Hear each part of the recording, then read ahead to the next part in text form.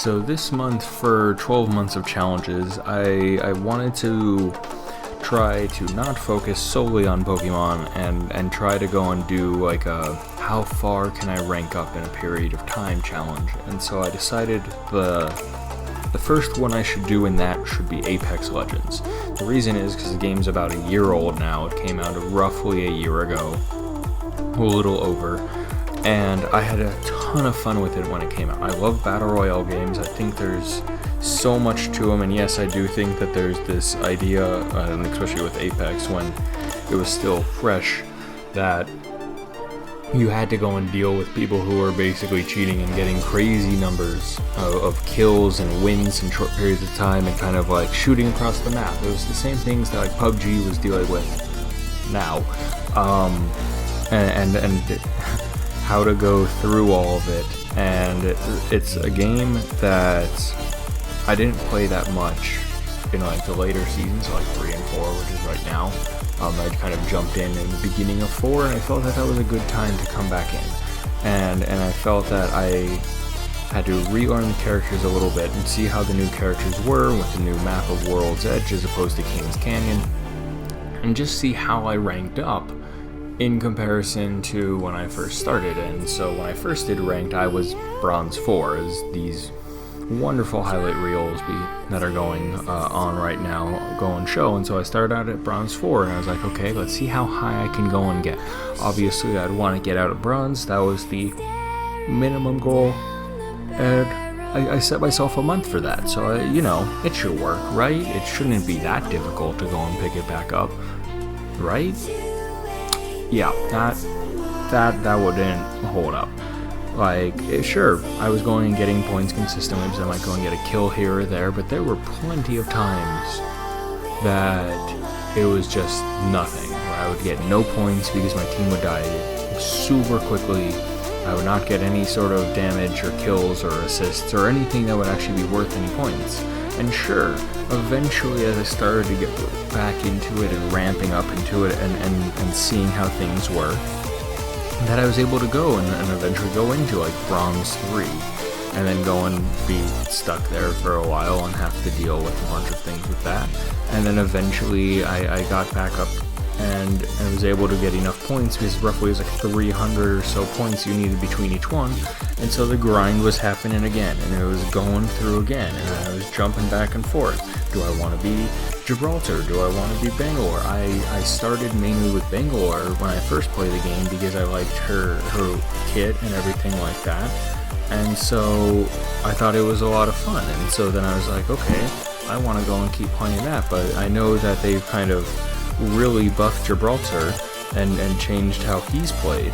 And so it was something that I was like, okay, I want to go in and see how he is. And I played him when he started as well, and those were the main two that I kept with. And I definitely think overall, in comparison, Gibraltar is kind of a bit more stacked, if you know how to go and use his abilities, than Bangalore was.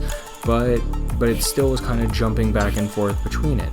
And I mean, a lot of it also had to go and do with my teammates, which there's some things to go and say about some teammates, but it was a lot of trial and error, and a lot of me pounding my head against the wall and having days where I would go and get maybe like 3 or 4 points, if that, and just thinking like, am I going to go and eventually get out of it? Because sure, in the Bronze stage you're only going up, you're not going and losing any points for being as like an entry fee, as they call it.